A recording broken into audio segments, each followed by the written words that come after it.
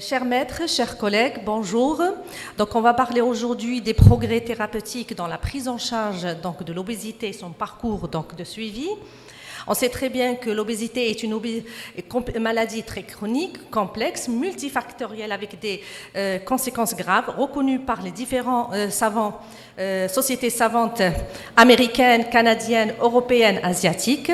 L'obésité n'est plus considérée comme un simple facteur de risque, de pathologie, mais comme une maladie à part entière. Donc, elle impose une prise en charge individualisée qui vise à améliorer l'état de santé, la qualité de vie de nos patients, ainsi qu'un soutien à long terme. Elle touche pratiquement 1 milliard à l'échelle mondiale, avec une augmentation très inquiétante chez les enfants et les adolescents. Les projections futures sont tout aussi préoccupantes et alarmantes. Comment on définit l'obésité? Selon l'OMS, l'obésité, c'est une accumulation anormale et excessive de graisse corporelle pouvant nuire à la santé. Dite obésité, un IMC au-delà de 30 kg par mètre carré. Donc, c'est un critère qui est très spécifique de l'adiposité, mais peu sensible, puisque 50% des patients ayant un IMC inférieur à 30 kg par mètre carré ont un excès pondéral. Et ne renseigne pas plus sur la physiopathologie de cette maladie et pas de phénotype concernant phénotype clinique de l'individu. Mais malgré ça, malgré ses limites, il reste l'IMC un outil de mesure le plus largement utilisé dans les études épidémiologiques et économiques. Donc, il a été proposé de redéfinir le cadre de cette maladie en discutant d'introduire le concept d'obésité clinique, pathologie où l'excès d'adiposité est déjà à l'origine d'anomalies métaboliques sur l'organe. Nous avons le staging, Edmonds Obesity Staging System, c'est une classification canadienne qui a classé l'obésité en 5 stades, de 0 à 4, avec une évaluation des comorbidités, des symptômes psychologiques et des limitations fonctionnelles qui permet un phénotype plus abouti, évaluant l'impact des complications. La Société américaine d'endocrinologie a proposé une classification ABCD qui prend en compte les complications liées à la maladie et l'impact sur la santé et la qualité de vie due à la stigmatisation. La Haute Autorité de Santé a établi de nouvelles recommandations avec une classification en 3 niveaux de sévérité avec l'objectif d'organiser l'accès aux soins. Donc, une harmonisation mondiale de la stadification est maintenant nécessaire afin de personnaliser les soins et mieux orienter la thérapeutique, intervention sur mode de vie, traitement médical si disponible et chirurgie bariatrique. Donc mieux phénotyper pour mieux traiter, connaître les caractérisations des déterminants physiopathologiques individuels de l'obésité permettra d'adapter la thérapeutique.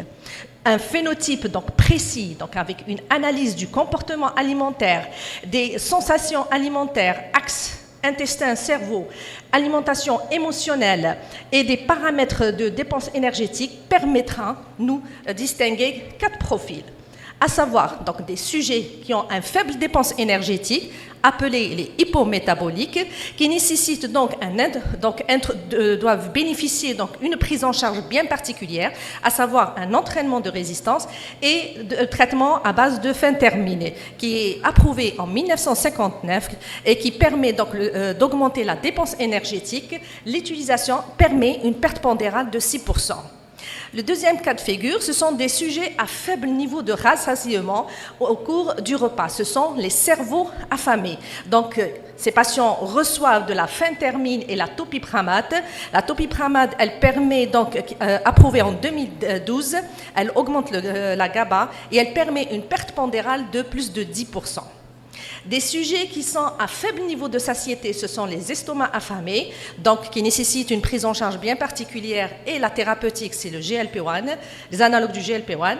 Et la quatrième cas de figure, ce sont des sujets avec un niveau élevé d'alimentation émotionnelle, ce sont les grands mangeurs émotionnels qui reçoivent un traitement visant les addictions, la naltrexone, ce sont les antagonistes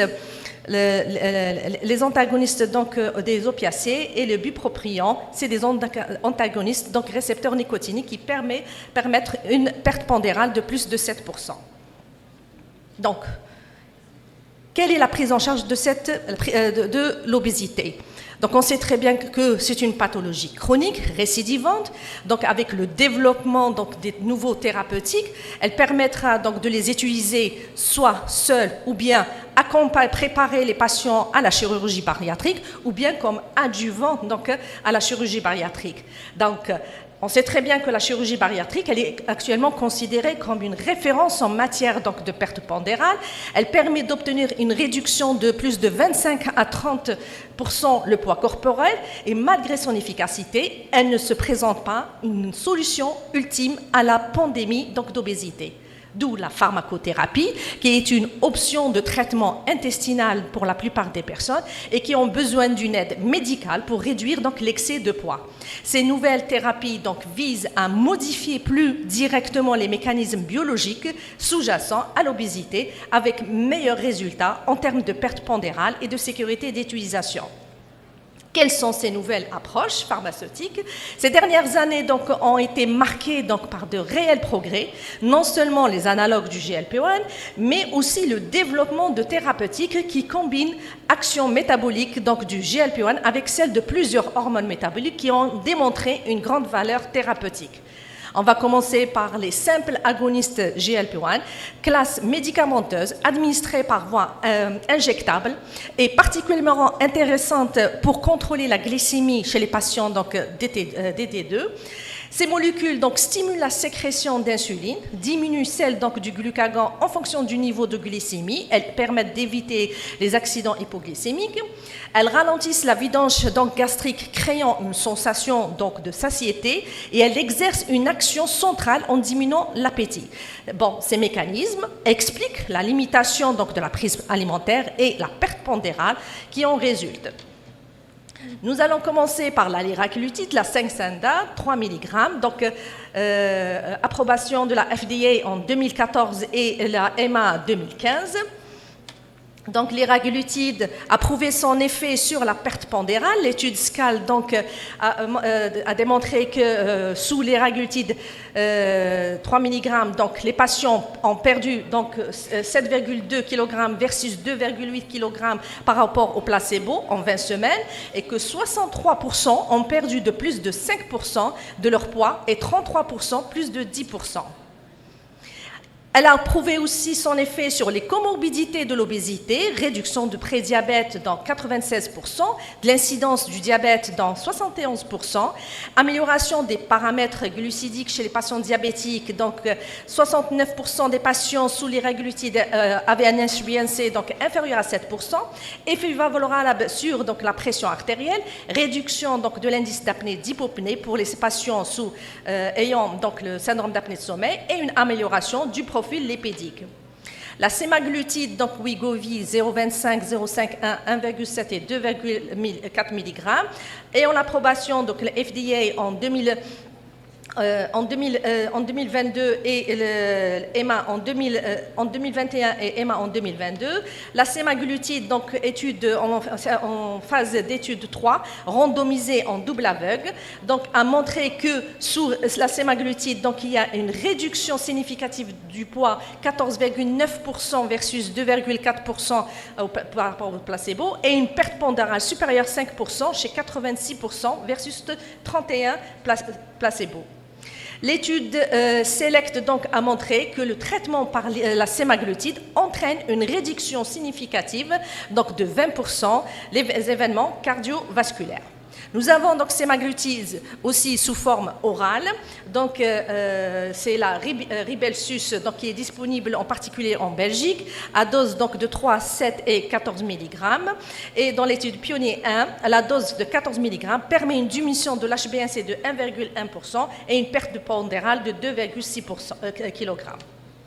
Pour renforcer l'efficacité thérapeutique, il y a eu le développement des doubles et triples agonistes.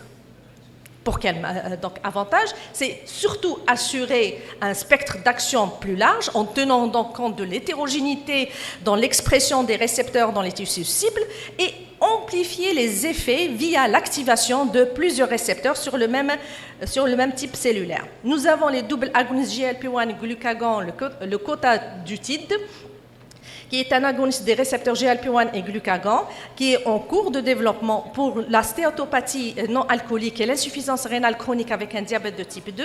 Et dans cette étude de phase 2B, plus de 800 adultes atteints d'un IMC, donc un surpoids et de diabète de type 2 insuffisamment contrôlés sous metformine, ont été donc randomisés pour recevoir du cotadutide 100, 200, 300 microgrammes par rapport au placebo ou les liraglutide 1,8 mg.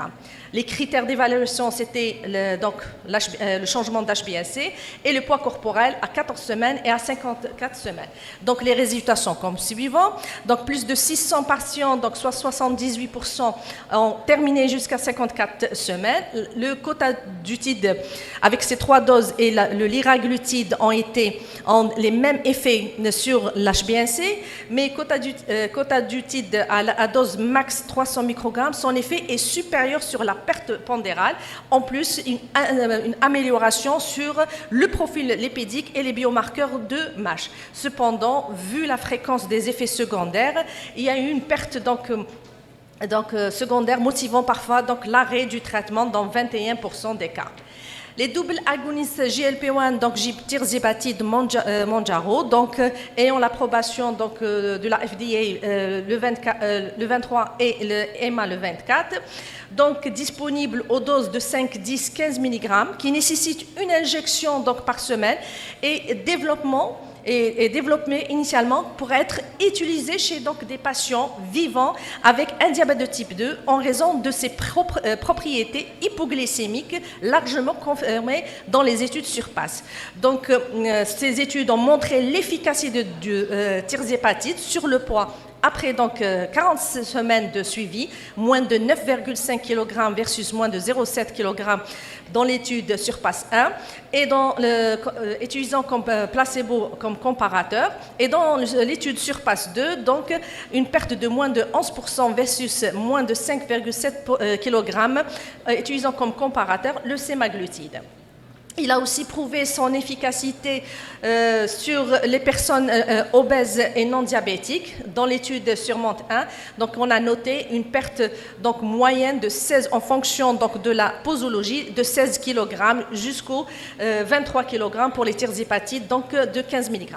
Pour les patients qui répondent bien au traitement, la perte de poids s'avère très voisine de meilleurs résultats obtenus avec la chirurgie bariatrique. Les triples agonistes des récepteurs GLP-1, GIP, glucagon, le rétatrutide, qui est en phase de développement pour mettre au profit l'augmentation de la dépense énergétique induite par les agonistes des récepteurs du glucagon, dans un essai de phase 2 randomisé et contrôlé. Donc la comparaison avec la dulaglutide, on a remarqué qu'après 24 semaines, il y a une diminution de l'hémoglobine glyquée qui est plus importante chez les patients qui étaient sous rétatrutide, et à 36 semaines, une perte pondérale qui est augmentée en fonction de la dose de 3,2 à 16,9% des poids initial, avec une diminution significative de la pression artérielle systolique et du cholestérolémie non HDL et de triglycéridémie. Les analogues lents de l'amyline, on sait que l'amyline c'est une hormone qui est co-sécrétée avec l'insuline par les cellules bêta du pancréas, qui joue un rôle crucial dans la régulation de la glycémie de l'appétit. L'exercice exerce un effet satiétogène par l'intermédiaire des récepteurs hypothalamiques, ralentissant la vidange gastrique et supprime la réponse postprandiale du glucagon avec amélioration de la sensibilité à l'insuline. Les analogues, nous avons la pramalintide, donc sous le nom de Semlin, donc approuvé par le FDA en 2005, et le cagrelantide, donc c'est un analogue de l'amyline de nouvelle génération, actuellement en phase avancée de développement. Concernant les agents pharmacologiques ciblant l'obésité génétique, nous avons la métréleptine et la 7-mélanotide, agonistes de récepteur mélanocortine, donc 4, qui sont approuvés depuis janvier 2022. Anticorps monoclonaux de l'activine type 2, ce sont des récepteurs qui sont impliqués dans le métabolisme du tissu adipeux brun et des myocytes. Nous avons donc le bimagrumab dans un essai de phase 2 contrôlé, 75 patients qui ont été mis sous bimagrumab. Donc au départ, les patients avaient un poids de 34 kg, une masse grasse de 34 kg et un IMC à 32. À la fin de l'étude, sous traitement, la réduction de 20% de la masse graisseuse avec une augmentation de 3,6 de la masse maigre et une réduction de taux de taille de 9,5 et une diminution donc de 6,5 du poids corporel. Qu'est-ce qu'on peut conclure? Que l'obésité, donc, c'est une maladie chronique, multifactorielle, qui implique des dimensions métaboliques, comportementales, environnementales et psychologiques, que le progrès récent dans la prise en charge s'appuie sur une approche donc pluridisciplinaire, individualisée, intégrant à la fois des interventions donc nutritionnelles, psychothérapeutiques, pharmacologiques et chirurgicales lorsque c'est nécessaire. Les parcours donc de soins structurés et évolutifs visent non seulement à induire une perte pondérale durable, mais surtout à prévenir les complications associées et améliorer la qualité de vie des patients.